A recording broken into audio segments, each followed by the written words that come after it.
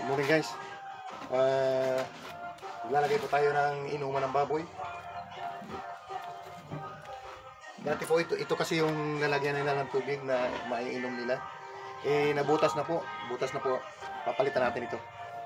Yan po.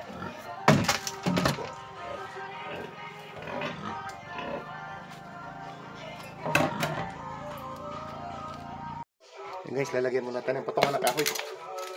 Lalagay muna tayo ng patungan na kahoy.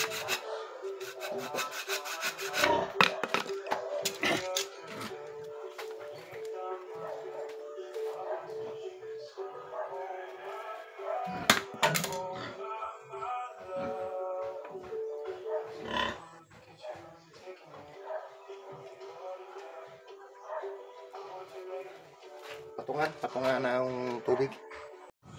Okay guys, gagawa tayo ng DIY.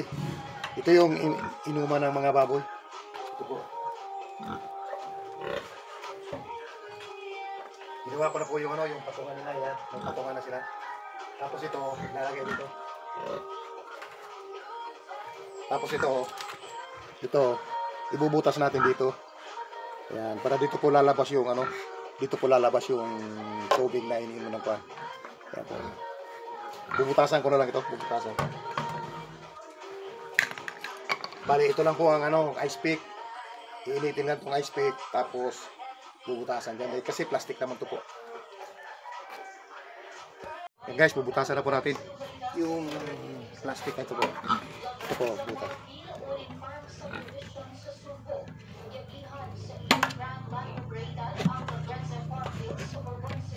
Ayan, butas na po.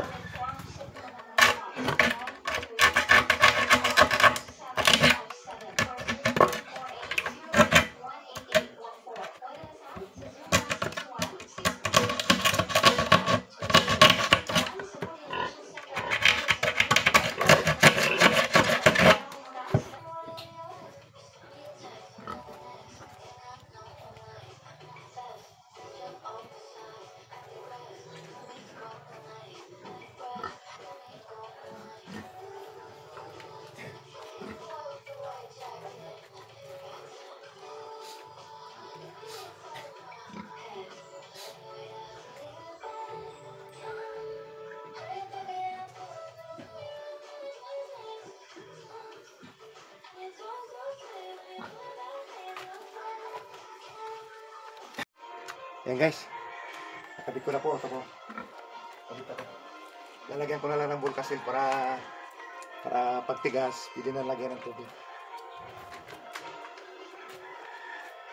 Sa Estados Unidos, binigyang diin.